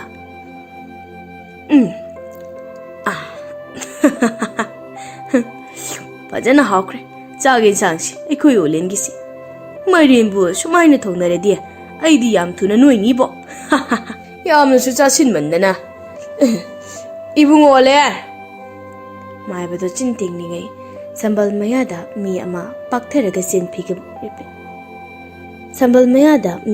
ꯄꯥꯛꯊꯔꯒ ꯆꯦꯟꯈꯤꯕꯒꯨꯝ ꯀꯅꯥꯅꯣ ꯁꯤꯗꯤ ꯍꯨꯔꯥꯟꯕꯗꯤ ꯃꯥꯟꯗꯦꯗ ꯃꯥꯏꯕꯗꯨ ꯁꯝꯕꯜꯂꯣꯝꯗ ꯍꯥꯏꯐꯦꯠ ꯌꯦꯡꯂꯒ ꯁꯠ ꯂꯥꯎꯅ ꯂꯩꯊꯣꯔꯛꯄꯗ ꯃꯝꯂꯤꯕ ꯑꯗꯨꯗ ꯃꯥꯒ ꯆꯥꯎꯕ ꯃꯥꯟꯅꯕ ꯍꯧꯗꯣꯡ ꯑꯃ ꯃꯥꯒꯤ ꯃꯃꯥꯡꯗ ꯃꯤꯗꯧꯅ ꯂꯦꯞꯂꯒ ꯂꯩꯔꯝꯃꯤ ꯃꯥꯏꯕꯗꯨ ꯑꯣꯏꯃ ꯁꯤꯗꯤ ꯍꯧꯗꯣꯡ ꯅꯠꯇ꯭ꯔꯣ ꯍꯧꯗꯣꯡꯗꯨ ꯃꯥꯏꯕꯗ ꯃꯤꯗꯧꯅ ꯅꯣꯛꯁꯤꯜꯂꯛꯏ ꯍꯧꯗꯣꯡꯒꯤ ꯃꯃꯥꯏꯗꯨ ꯃꯤꯁꯨ ꯍꯥꯏꯐꯦꯠ ꯃꯥꯜꯂꯤ ꯃꯥꯏꯕꯅ ꯂꯥꯏꯔꯣꯟ ꯁꯣꯜꯂꯛꯏ ꯍꯨꯏꯠ ꯃꯁꯤꯗꯤ ꯑꯩ ꯂꯥꯟꯕ ꯇꯥꯔꯦ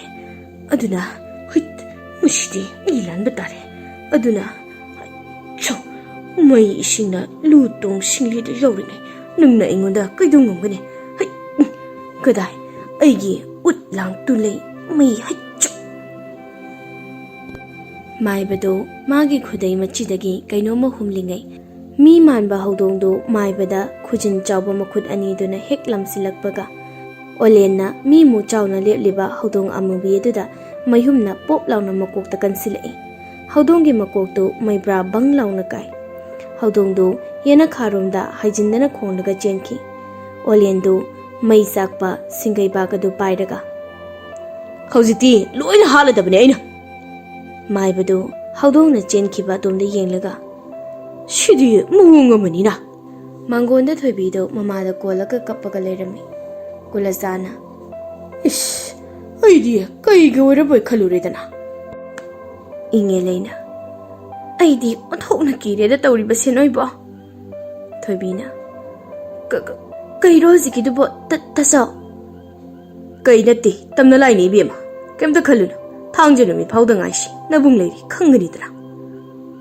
Thangje numit phawba ngairi ngai manung khundu ahing khudingi onthopa mong kayagi akiba moongda tamnabagi paw tanarami khuladu Leibak pokpa numit ki numidangni Arang fam chatluba miyai janba nipa ma oira male makokto kokyet amasu yetli Khugi yusu khara thaksilakpa male Mana satliba lambisu hui phawba litlaga chatpham leitre Magi loina oire lambido Shidi patana hairi haksangje Qaidi shidi Aigi lambiga manshilai Arang fam chatlaga yu pita thadori Khadrak ki mi ngaktuin tawran Kai Kabo na kai Su na kai Kwa na kai Poyeng na kai Phi na kai Tret yen na kai Ekta yu pitha aga Thado pirakpaneba Natro noi gisha Ha Khadraka yam haibai waro noi gisha Ha Adudi aigi awatpasing amuk lawruba tabane Aigi kapok Aigi kwa Aigi Payeng Lawruba tabane mo Khongani Loyani Namai layo Hanay lambida Aidi Mushi Duk launi he Mushi Nipado yu fazina ngawraga Sat launa tung onthorakpada Mi asiba ma phingawna kuppaga leirami mamangda lambi eduda Nipaduna Koino shina Yumda tumge de aidraga lambi shida tumiba Paniye Yungawa nipado haife sangsilaga tapna ningang famlaga Nang khara tawre bo Nangbu natuga khanabro Nawa khanabra Natraga Napa khanarakbro Nama khanarakbra Kana khanariya Nayamaga khanarakbra Nanao napaga khanarakbra Nasiga khanarakbra Nachaga khanarakbra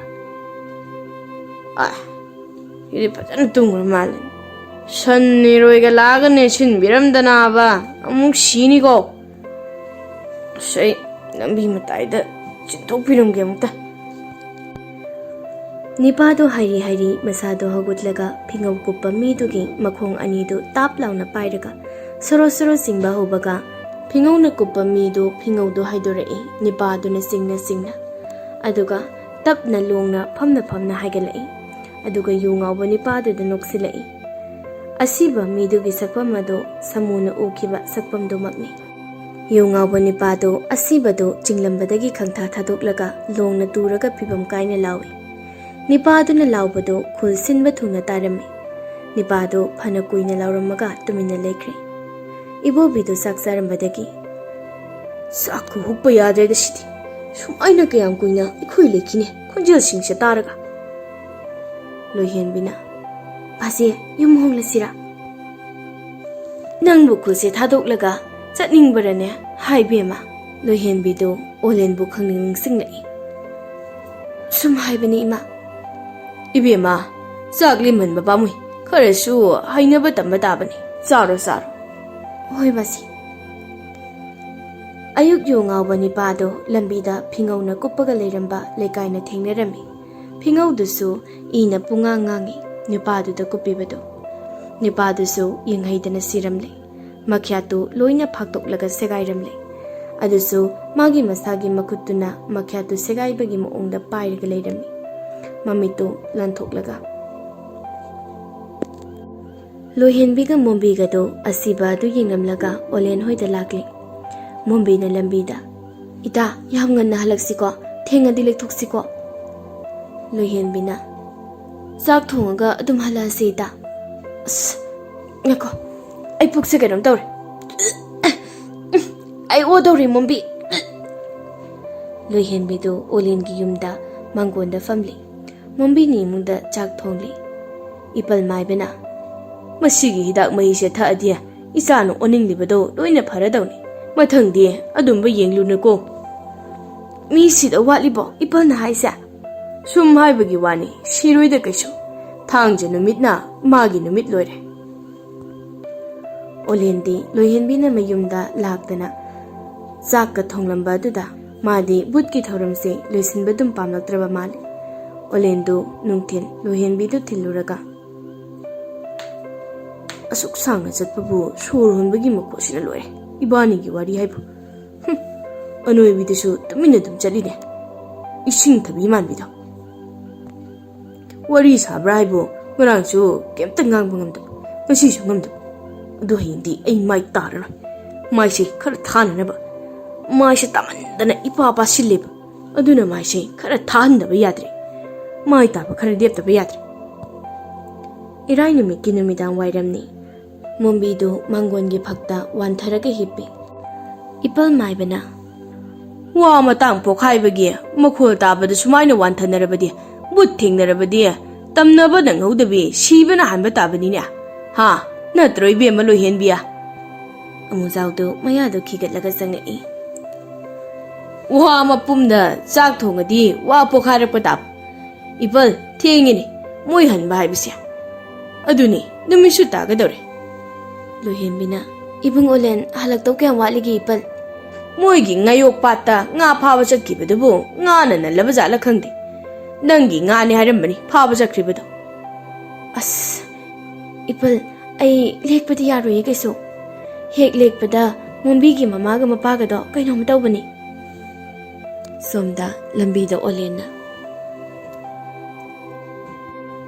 इमा बाजिया ख्वाइ चौबा गासे लोहिनबीगी पिरसी nga लाइरी ममसिलगले थुना चचिबो अंगांग नुपी मचा अमा यावरिदो mama मपादो मिदा अमा तौबनी अहिंग अमा लेकपदा नमौ ओइरबनी एदना हेक्ता पिसिलक्तोरिबनी हा बाजिया अदुदी चेनसीमा हाय हाय आइदी तोरोबोट मानबिदो पामदेको इमा ओइनिंगदे अमदुनी इमाना पामिबसी लाव ला चेनसी ला सोमदा अमुजाउना हा कई बेचा हेक लेकपदा मोंबीसे युमसिगी मौ ओइरेबा हाय मोंबिया नंग तुनाम ता होगल लोहेनबीना इपल माइबा मम्मी से अमता हौदो मा सिदा लेकपा यारोयबा माना सिदा हेक लेकपदा अस मम्मी से इपुंगोलेंगी नुपी ओइख्रनी मेया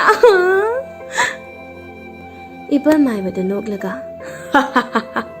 नंगबो इखो इबुंगो ओलेंदो खोइदा जरब्रो हा अदुइ नति इपल अदुइ सुने इपल अस अदुमाय हाय तारे इपल नुमिदांगनी लंबीदनी ओलेनगा अमुजावगना लोहिनबीगा मोंबीगदो थिलकली अमुजावगा मोंबीगदो नुमित mock चावबा nganba mainam amamam pairi lapnaga ubadadi yum mai jakpa mali moi anigi mainam do lohenbidu olengi makutta tapna pairi kimanbagi olendu lohenbigi matai da chatli adubu olengi thamoi dudi mena mata da kai chongli lohenbi da makutta paisilakba duda lohenbidu olengi makutta tapna pairi kimanbagi olendu lohenbigi matai da chatli अदुबु ओलेनगी थमोइदुदी मेन अमतादा खै चोंगली लोहेनबीना मखुद का पाइसिलकपा अदुदा मखोंग लेबाकतादा खै चोंगली ओलेनगी मिहुंदु अमुजाउना सिगी मैनमसिदा बुटका थोपलादे अइसु खंद्रे हाय तारेने मया मोंबीना वारीसे नुंगाइखिद्रेदा तामुजा आइमा अइना हाइदसु ꯀꯤꯗꯤ ꯂꯣꯏꯅ ꯀꯤꯅꯔꯤ ꯅꯠꯇ꯭ꯔꯣ ꯅꯣꯏꯁꯨ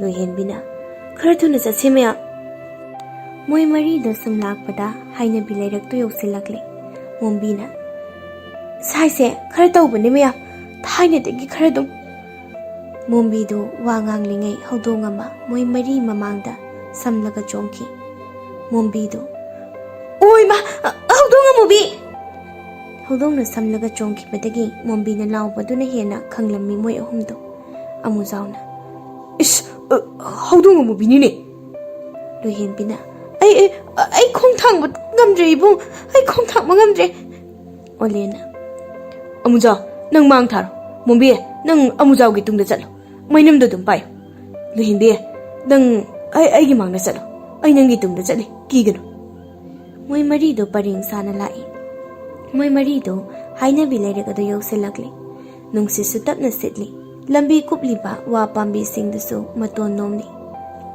ꯑꯣꯂꯦꯟꯅ ꯂꯨꯍꯤꯟꯕꯤ ꯑꯩ ꯇꯥꯏꯌꯦ ꯏꯕꯨꯡ ꯃꯣꯝꯕꯤꯁꯦ ꯌꯥꯝ ꯅꯣꯏꯀꯣ ꯑꯣꯂꯦꯟꯅ ꯋꯥ ꯉꯥꯡꯂꯤꯉꯩ ꯋꯥ ꯃꯇꯣꯟꯁꯤꯡꯗꯨ ꯅꯨꯡꯁꯤꯠꯀ ꯆꯥꯟꯅꯗꯅ ꯍꯥꯏꯕ ꯍꯧꯔꯛꯏ ꯑꯗꯨꯒ ꯋꯥꯔꯛꯇ ꯍꯧꯗꯣꯡ ꯑꯃ ꯀꯟꯅ ꯌꯥꯛꯅ ꯈꯣꯡꯂꯒ ꯀꯣꯏꯆꯦꯟ ꯆꯦꯟꯕꯒꯨꯝꯅ ꯇꯧꯔꯛꯏ ꯂꯣꯏꯍꯦꯟꯕꯤꯗꯨ ꯑꯣꯂꯦꯟꯗ ꯑꯣꯟꯁꯤꯜꯂꯒ ꯈꯟꯀꯣꯟ ꯀꯣꯟꯁꯤꯜꯂꯛꯏ ꯑꯩ ꯌꯥꯝ ꯀꯤꯌꯦ ꯏꯕꯨꯡ ꯑꯃꯨꯖꯥꯎꯅ ꯃꯣꯝꯕꯤꯗ ꯃꯤꯗꯤ ꯀꯣꯟꯁꯤꯟꯈ꯭ꯔꯦ ꯅꯪꯁꯨ ꯀꯣꯟꯁꯤꯜꯂꯛꯎꯗꯅ ꯐꯥꯒꯤ ꯃꯇꯥꯡ ꯆꯥꯗꯦꯗ ꯇꯥ ꯑꯃꯨꯖꯥꯎ ꯑꯣꯂꯦꯟꯗꯨ ꯃꯇꯣꯝꯇ ꯁꯤꯒꯤ ꯕꯨꯠꯁꯤꯁꯨ ꯌꯥꯏ ꯕꯨꯠꯀꯤ ꯊꯧꯔꯝꯁꯦ ꯂꯣꯏꯁꯤꯟꯗꯕꯅ ꯐꯔꯗ꯭ꯔꯥ ꯑꯣꯂꯦꯟꯗꯨ ꯅꯣꯛꯂꯒ ꯃꯣꯝꯕꯤꯒꯤ ꯃꯀꯣꯛꯇ ꯅꯥꯟꯊꯕꯤꯒꯤ ꯍꯦꯛ ꯇꯧꯕꯒ ꯑꯃꯨꯖꯥꯎꯗꯨ ꯃꯣꯝꯕꯤꯗ ꯅꯣꯛꯂꯒ ꯌꯦꯡꯂꯤꯉꯩ ꯃꯣꯝꯕꯤꯁꯨ ꯁꯨꯛꯇꯣꯛꯂꯒ ꯑꯃꯨꯖꯥꯎꯗ ꯌꯦꯡꯂꯤꯉꯩ ꯃꯣꯏ ꯃꯔꯤꯒꯤ ꯀꯣꯛꯇꯣꯟꯗ ꯀꯨ ꯑꯃ ꯇꯞꯅ ꯄꯥꯏꯔꯒ ꯃꯥꯡꯂꯣꯝꯗ ꯆꯠꯈꯤꯕ ꯑꯣꯂꯦꯟꯅ ꯎꯔꯛꯏ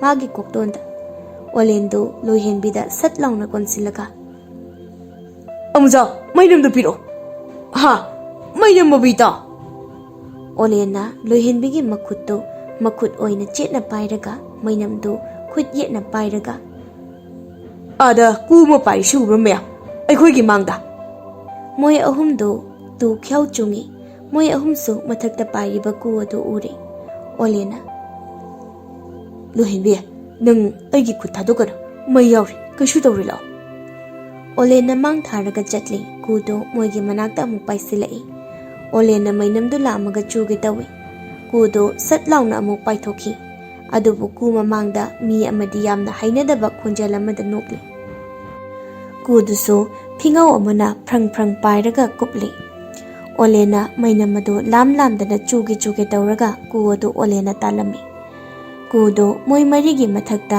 ꯂꯩꯗꯅ ꯄꯥꯏꯔꯝꯃꯤ ꯀꯨ ꯃꯅꯨꯡꯗ ꯃꯤ ꯑꯃ ꯀꯟꯅ ꯀꯟꯅ ꯅꯣꯛꯂꯒ ꯎꯆꯤꯟ ꯅꯥꯆꯤꯟꯅ ꯃꯣꯏ ꯃꯔꯤ ꯑꯗꯨ ꯍꯩꯅꯕꯤ ꯂꯩꯔꯛ ꯑꯗꯨ ꯂꯥꯟꯊꯣꯔꯛꯂꯤ ꯀꯨꯗꯨꯁꯨ ꯂꯩꯍꯧꯔꯤ ꯑꯗꯨꯝꯅ ꯑꯣꯂꯦꯟꯒ ꯑꯃꯨꯖꯥꯎꯒꯗꯨ ꯏꯕꯣꯕꯤꯅ ꯑꯍꯤꯡꯗꯨ ꯃꯌꯨꯝꯗ ꯂꯦꯛꯍꯜꯂꯝꯃꯤ ꯉꯁꯤ ꯑꯁꯤ ꯊꯥꯡꯖ ꯅꯨꯃꯤꯠꯅꯤ ꯈꯨꯜꯒꯤ ꯅꯍꯥ 200ꯃꯨꯛꯅ ꯀꯨꯂꯆꯥꯟꯒꯤ ꯃꯌꯨꯝꯗ ꯏꯄꯜ ꯃꯥꯏꯕꯒꯤ ꯃꯅꯥꯛꯇ ꯑꯌꯨꯛꯇꯒꯤ ꯅꯨꯃꯤꯗꯥꯡ ꯋꯥꯏꯔꯝ ꯐꯥꯎꯕꯗ ꯍꯧꯗꯣꯡ ꯑꯃꯨꯕꯤ 200-300ꯃꯨꯛ ꯄꯨꯔꯛꯂꯝꯃꯤ ꯏꯕꯣꯕꯤ ꯇꯃꯨꯕꯤ ꯂꯣꯏꯍꯦꯟꯕꯤ ꯃꯣꯝꯕꯤꯁꯨ ꯂꯩꯈꯤꯗ꯭ꯔꯕꯤ ꯈꯣꯝꯗꯣꯟꯕꯤꯒꯤ ꯌꯨꯝ ꯑꯗꯥꯏꯗ ꯂꯣꯏꯅ ꯄꯨꯜꯂꯤ ꯃꯩꯅꯝ ꯑꯃꯃꯝ ꯄꯥꯏꯔꯒ ꯑꯃꯨꯖꯥꯎꯁꯨ ꯃꯩꯅꯝ ꯄꯥꯏꯔꯤ ꯑꯗꯨꯒ ꯈꯨꯜꯒꯤ ꯃꯤꯑꯣꯏ 1,000ꯃꯨꯛꯁꯨ ꯎꯔꯛ ꯋꯥꯔꯛ ꯂꯩꯄꯜ ꯁꯝꯕꯜ ꯃꯔꯛꯇ ꯎ ꯃꯊꯛꯁꯤꯡꯗ ꯃꯥꯒꯤ ꯊꯣꯛꯄ ꯃꯩꯅꯝ ꯑꯃꯃꯝ ꯂꯣꯏꯅ ꯄꯥꯏꯅꯔꯒ ꯃꯥꯏꯕꯅ ꯍꯧꯗꯣꯡꯗ ꯆꯕꯥꯟ ꯊꯥꯔꯒ ꯑꯁꯤꯕꯗ ꯀꯥꯜꯂꯒ ꯕꯨꯠ ꯇꯝꯅꯔꯥꯏ ꯑꯣꯜꯍꯜꯂꯕ ꯍꯧꯗꯣꯡ ꯑꯗꯨ ꯃꯥꯒꯤ ꯂꯩꯋꯥ ꯇꯤꯟꯋꯥ ꯁꯣꯜꯂꯒ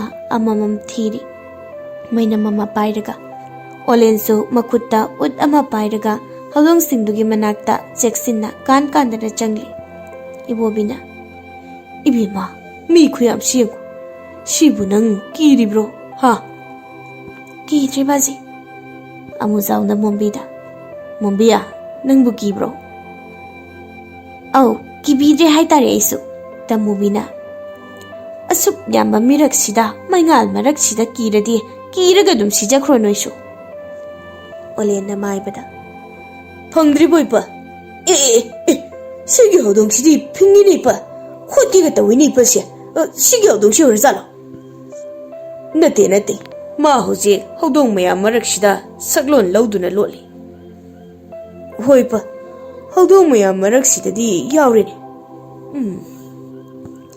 ꯃꯥꯏꯕꯗꯨ ꯌꯥꯝꯈ꯭ꯔꯕ ꯍꯧꯗꯣꯡ ꯑꯃꯨꯕꯤ ꯃꯌꯥꯝ ꯃꯔꯛꯇꯨꯗꯒꯤ ꯑꯃꯃꯝ ꯐꯥꯔꯒ ꯌꯦꯡꯕ ꯍꯧꯔꯛꯄꯒ ꯃꯃꯤꯠ ꯃꯨꯁꯨꯛ ꯃꯨꯕ ꯍꯧꯗꯣꯡ ꯑꯃ ꯈ꯭ꯋꯥꯏ ꯃꯌꯥꯏꯗꯒꯤ ꯃꯅꯤꯡꯗ ꯍꯜꯂꯒ ꯁꯨꯝ ꯆꯠꯈꯤꯕ ꯑꯣꯂꯦꯟꯅ ꯎꯔꯛꯏ. ꯑꯣꯂꯦꯟꯗꯨ ꯃꯥꯏꯕꯗ ꯍꯥꯏꯗꯕꯤ ꯍꯧꯗꯣꯡꯗꯨꯗꯁꯨ ꯌꯦꯡꯗꯕ ꯁꯥꯔꯒ ꯍꯧꯗꯣꯡꯗꯨꯒꯤ ꯃꯅꯥꯛꯇ ꯁꯨꯝ ꯆꯪꯁꯤꯜꯂꯤ, ꯅꯥꯀꯜꯗꯒꯤ ꯀꯣꯏꯔꯒ. ꯑꯗꯨꯕꯨ ꯍꯧꯗꯣꯡꯗꯨꯗꯤ ꯃꯥꯏꯕꯗ ꯌꯦꯡꯂꯒ ꯃꯅꯤꯡ ꯍꯜꯂꯒ ꯐꯤ ꯀꯥꯝꯕ ꯍꯧꯔꯛꯏ, ꯀꯨꯂꯆꯥꯅ. ꯀꯔꯤꯅꯣ ꯑꯩꯈꯣꯏ ꯏꯕꯨꯡꯉꯣꯅ ꯇꯧꯔꯤꯁꯤꯅ ꯑꯃꯨꯛ? ꯃꯤꯒꯤ ꯍꯧꯗꯣꯡ ꯑꯁꯤ ꯆꯥꯅꯅꯕ ꯌꯦꯞꯀꯦ ꯍꯥꯏꯔꯤꯖꯥꯠꯂ? ꯏꯉꯦꯂꯩꯅ. ꯑꯁ, ꯋꯥꯔꯦꯝ ꯊꯧꯔꯦꯝꯁꯦ ꯌꯥꯝ ꯉꯥꯡꯈ꯭ꯔꯦ ꯅꯪꯁꯨ.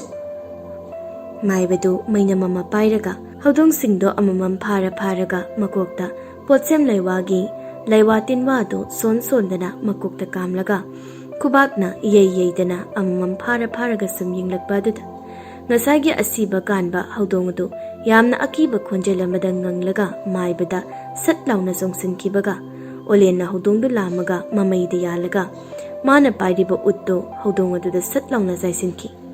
ꯈꯨꯗꯛꯇ ꯍꯧꯗꯣꯡꯗꯣ ꯑꯀꯤꯕ ꯚꯨꯠ ꯑꯃꯒꯤ ꯐꯤꯚꯝꯗ ꯑꯣꯟꯊꯣꯔꯛꯂꯤ.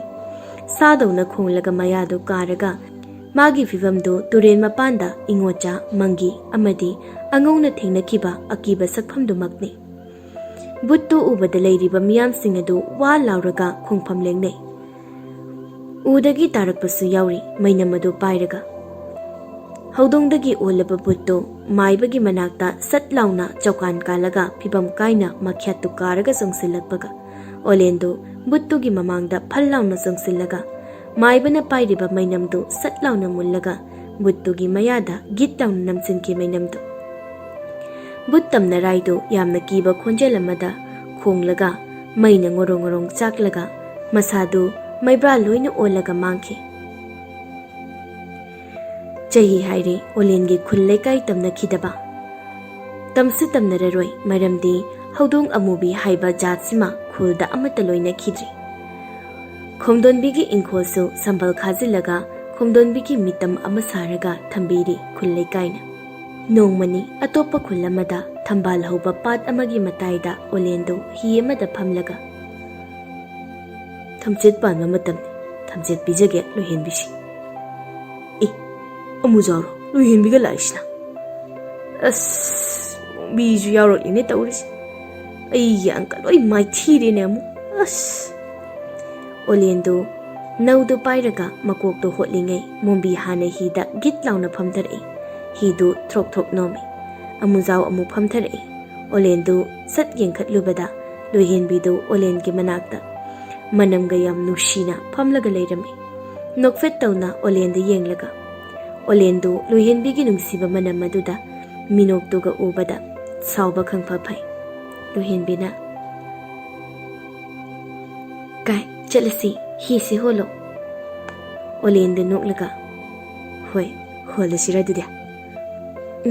ꯍꯣꯜꯂꯣ. ꯑꯩ ꯅꯪꯉꯣꯟꯗ ꯉꯥꯊꯔꯛꯑꯒꯦ. ꯉꯥꯊꯔꯛꯑꯣ. ꯑꯩ ꯍꯣꯜꯂꯦꯀꯣ ꯑꯗꯨꯗꯤ. ꯑꯩꯁꯨ ꯉꯥꯊꯔꯦꯀꯣ ꯑꯗꯨꯗꯤ. ꯍꯤꯁꯦ ꯈꯪꯌꯥꯡ-ꯌꯥꯡꯉꯤꯁꯤꯕꯨ ꯀꯩꯒꯤꯅꯣ? ꯂꯣꯏꯍꯦꯟꯕꯤ. ꯃꯊꯛꯇꯒꯤ ꯑꯃꯨꯖꯥꯎꯅ, ꯅꯪꯅ ꯁꯨꯛꯇꯣꯛꯄꯗꯣ ꯏꯕꯥꯅꯤꯅ ꯎꯔꯕ, ꯑꯗꯨꯒꯤ ꯂꯩꯍꯧꯔꯤꯕꯅꯤ ꯏꯕꯥꯅꯤ. ꯃꯣꯝꯕꯤꯅ, ꯌꯥꯔꯦ, ꯅꯣꯏꯅꯤ ꯍꯤꯗꯨꯗꯅꯦ ꯃꯀꯥ ꯂꯥꯝꯅ ꯄꯥꯠꯌꯥꯏꯗ ꯑꯣꯏꯅꯖꯔꯨꯔꯣ, ꯆꯠꯂꯣ ꯌꯥꯔꯦ. ꯑꯣꯂꯦꯟꯅ ꯍꯤꯗꯨ ꯍꯣꯟꯗꯣꯛꯅ, ꯍꯣꯏꯅꯦ, ꯑꯗꯨꯃꯥꯏꯅ ꯋꯥꯈꯜ ꯈꯔ ꯇꯥꯎꯅꯦ ꯅꯣꯏꯕꯣ. ꯂꯣꯏꯍꯦꯟꯕꯤꯅ ꯑꯃꯨꯛ, ꯑꯩꯈꯣꯏ ꯆꯠꯂꯨꯈꯤꯒꯦꯀꯣ, ꯉꯥꯏꯔꯝꯃꯨꯀꯣ ꯅꯣꯏ. ꯑꯣꯂꯦꯟꯒ ꯂꯣꯏꯍꯦꯟꯕꯤꯒꯗꯨ ꯍꯤꯗꯨ ꯄꯥꯠꯌꯥꯏꯔꯣꯝꯗ ꯍꯣꯟꯗꯣꯛꯈ꯭ꯔꯤ. ꯑꯃꯨꯖꯥꯎꯒ ꯃꯣꯝꯕꯤꯒꯗꯨꯁꯨ ꯀꯩꯅꯣ ꯄꯪꯂꯥꯎꯗ ꯂꯥꯎꯔꯒ ꯄꯥꯠꯄꯥꯟꯗ ꯍꯧꯕ ꯊꯝꯆꯦꯠ ꯑꯗꯨ ꯂꯥꯝꯕꯗ ꯃꯣꯝꯕꯤꯗꯨ ꯏꯁꯤꯡꯗ ꯇꯥꯁꯤꯟꯕꯒꯤ ꯃꯈꯣꯜꯁꯨ ꯇꯥꯔꯤ ꯄꯥꯠꯇ ꯊꯝꯆꯦꯠ ꯍꯦꯛꯄꯁꯤꯡꯅ. ꯑꯃꯨꯖꯥꯎꯁꯨ ꯃꯣꯝꯕꯤꯗ ꯈꯨꯗꯣꯝꯕꯤ ꯊꯤꯜꯂꯒ ꯅꯣꯛꯍꯧꯔꯤ. ꯑꯣꯂꯦꯟꯒ ꯂꯣꯏꯍꯦꯟꯕꯤꯒꯗꯨ ꯄꯥꯠꯌꯥꯏꯗ ꯊꯝꯆꯦꯠ ꯍꯦꯛꯂꯤ, ꯍꯤꯗꯒꯤ ꯂꯥꯝꯃꯒ. ꯅꯣꯛꯁꯨ ꯅꯣꯛꯃꯤꯟꯅꯔꯤ ꯃꯣꯏ ꯑꯅꯤꯗꯣ ꯌꯥꯝꯅ ꯑꯣꯏꯅꯖꯕ ꯃꯑꯣꯡꯗ.